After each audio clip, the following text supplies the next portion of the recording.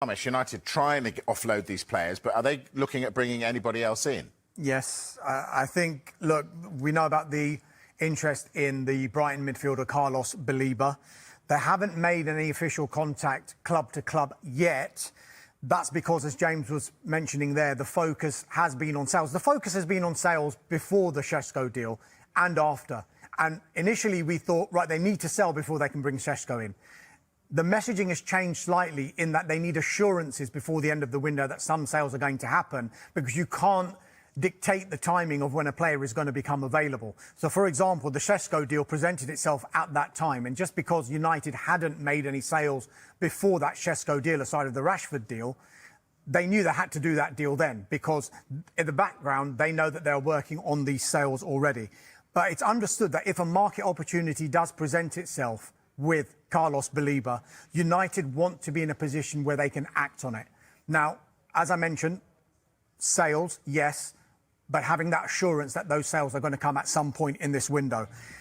Having said all of that, this is Brighton we're talking about, and immediately this is going to be a very, very, very, very, that's 4 verys, difficult deal to do. I struggle to see this deal happening. I really do.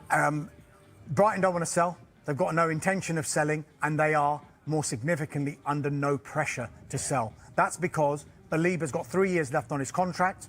They've got an option for a further year, and they probably look at Baleba as making more progress at this stage of his career than Moises Caicedo had done when he was at Brighton. Moises Caicedo ended up going for £115 million to Chelsea. Brighton will probably start valuing Baleba in and around that figure, you would think. So with him having 3 years left on his contract still, it's going to be very, very hard. Absolutely. Well, now, so Benjamin Šeško is in. What does that mean for Rasmus Højlund, Dharmesh? It's not good news if he wants to stay at Manchester United. AC Milan have held positive talks with Manchester United over the signing of Rasmus Højlund.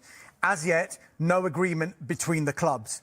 Now, significantly, we're told that Højlund himself has yet to decide if Milan is the right place for him to move to. And as a result of that, while these talks are going on between the two clubs, Milan are now talking to Højlund's representatives as well, just to find out that the player definitely does want to join. Because there's no point Milan completing a deal over the next week or two and spending all of that time trying to get Rasmus Højlund if at the end of that agreement he says, actually, I don't want to come. They need to know that he's going to come for them to advance on those talks with Manchester United. As far as Milan are concerned, their preference is to have a season-long loan plus an option to buy at the end of the season. Manchester United, we know, he's now one of those players who they are listening to offers for, would prefer a permanent deal or at least a permanent element attached to the loan. Now, they would consider bids of around £40 million. That can come in 2 forms. The permanent deal straight away, here's £40 million, or a deal that's worth £40 million, away you go. You're no longer a Manchester United player. Or there's a loan fee involved for the season, which would be about £5 or £6 million, you would think, followed by an option price that they would pay in the summer, next summer, of around £35 or £34 million, hence getting them up to that £40 million. So it is still one that is up in the air at the moment, but I think it's going to be dictated by Rasmus Højlund. We're talking about Mark Gahey before, holding the cards, and he can do what he wants. Manchester United can say till they're blue to him, you're not going to get game time, but it's going to be up to him whether he wants to move or not. Yeah, he knows they don't want him. He's got to go, surely. James, we think Højlund's going to go. We've been speaking about all the others who are going for the exits. Any developments today? These players have been given a long period of time to try and explore moves away from Old Trafford, but so far it's only Marcus Rashford who's been able to successfully find his way out of Old Trafford. He's moved to Barcelona on loan until the end of the season. Alejandro Garnacho, Tiro Malacia, Jadon Sancho, Anthony still exploring moves away. A bit of an update when it comes to Jadon Sancho. There's been plenty of interest in him this summer, nothing concrete, but Besiktas, the latest club to have shown an interest in signing Sancho. The club's president is quoted as saying they will do their best to sign him if Sancho wants to join. And what we've seen back on the back of this is that Besiktas fans, now they see that Sancho is a target, have taken to social media to convince Sancho to join them. They've left more than 5 million comments under his most recent Instagram post. He He won't have not seen that, can he? You can't avoid that. Come to Besiktas. Come to Besiktas at Sancho.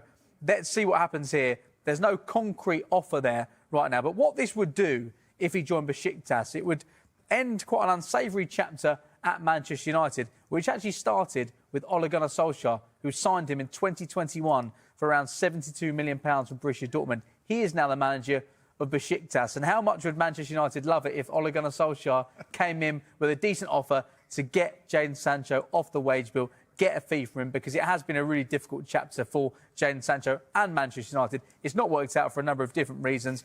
Borussia Dortmund remain interested in signing him again, but there's no agreement yet with the club or the player. Clubs in Italy and Saudi Arabia have also looked at the move. You'd think there would have to be a compromise from Jadon Sancho when it comes to wages for any permanent move. In terms of the other deals, just quickly, Alejandro Garnacho, United are expecting Chelsea to come in with a formal offer. We know United want around £50 million. Chelsea probably don't want to pay that much. And Real Betis are finding it difficult at the moment to get the finances to try and sign Anthony permanently. Had a very successful second half of last season on loan at Real Betis.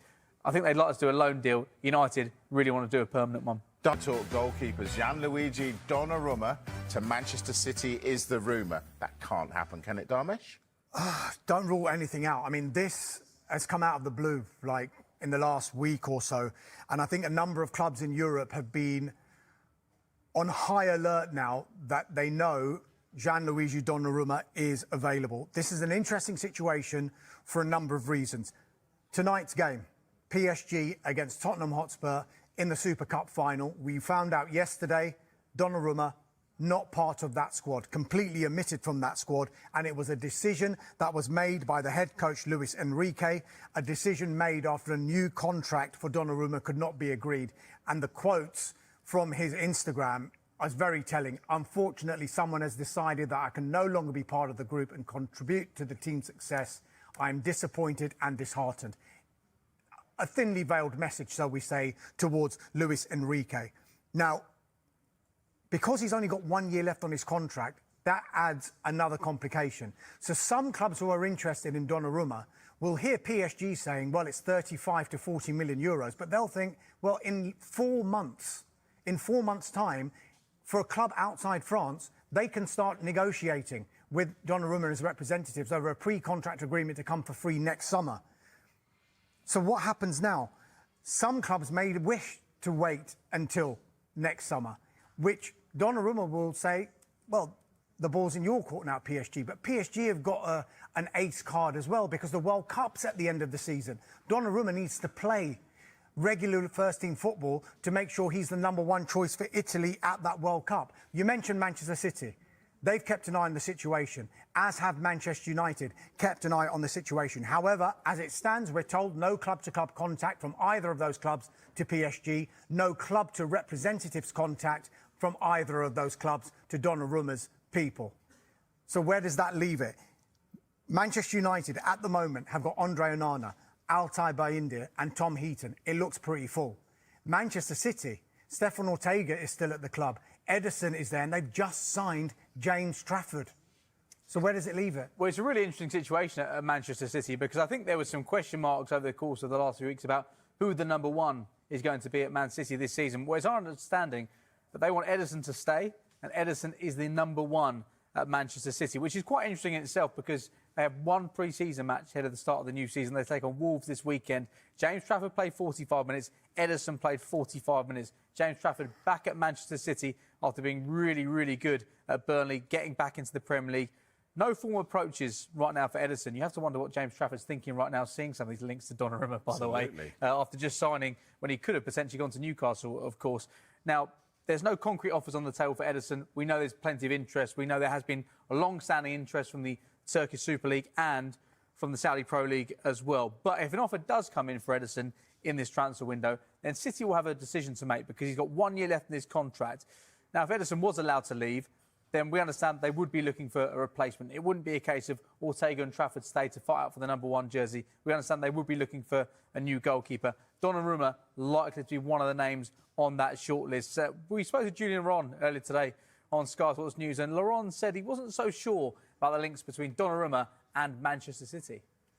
He's not really a Pep Guardiola type of goalkeeper or type of player. like I've said before, his distribution is not good, and that's also why PSG were happy to go for somebody much better on the ball than Donnarumma. If you are a goalkeeper for Pep Guardiola, ask Joe Hart, you need to be very good on the ball, which is not the case of Donnarumma. And then there's crosses. If you want to do well in the Premier League,